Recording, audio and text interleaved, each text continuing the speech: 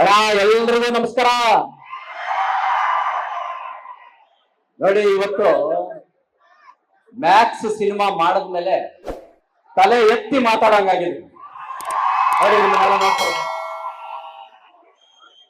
ಅಲ್ಲ, ಅಭಿಮಾನಿಗಳು ಮನಸ್ಸು ಮಾಡಿದ್ರೆ ಸಿನಿಮಾನ ಯಾವ ಲೆವೆಲ್ಗೆ ಹಿಟ್ ಮಾಡಬಹುದು ಅನ್ನೋದನ್ನ ತೋರಿಸ್ಬಿಟ್ರಿ.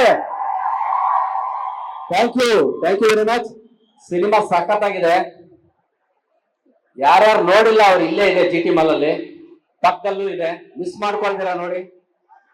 ಸಿನಿಮಾ ಸಖತ್ತಾಗಿದೆ.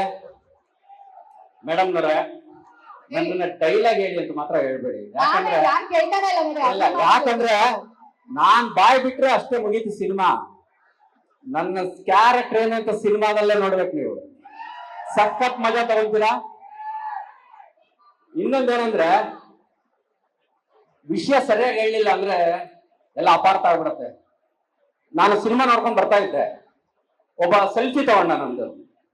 ಸರ್ ಸ್ಟೋರಿ ಹಾಕ್ತೀನಿ ಅಂತ. ಹಾಕಪ್ಪ ಅಂದ್ರೆ ಅವ್ನ ಸ್ಟೋರಿನೇ ಹಾಕ್ಬಿಟ್ಟ ಸಿನಿಮಾ. ಅದಕ್ಕೆ ಅವ್ನಿಗೆ ಹೇಳಿ ಆಮೇಲೆ ತೆಗಿಸ್ದೆ ಅದನ್ನ. ಈಗ ಆಗ್ಬಿಡ್ತವೆ. ಅದಕ್ಕೆ ವಿಷಯ ಕರೆಕ್ಟ್ ಆಗಿ ಕನ್ವೆ ಮಾಡ್ತಾ ಇದೀನಿ. ಯಾರ್ಯಾರು ಸಿನಿಮಾ ನೋಡಿಲ್ಲ ಅವರೆಲ್ಲ ದಯವಿಟ್ಟು ನೋಡಿ. ಅಭಿಮಾನಿಗಳೆಲ್ಲ ಸಿನಿಮಾ ನೋಡಿದ್ದಾರೆ. ಸಿನಿಮಾ ನೋಡಿರೋರೆಲ್ಲರೂ ಅಭಿಮಾನಿಗಳಾಗಿದ್ದಾರೆ. ಇವಾಗ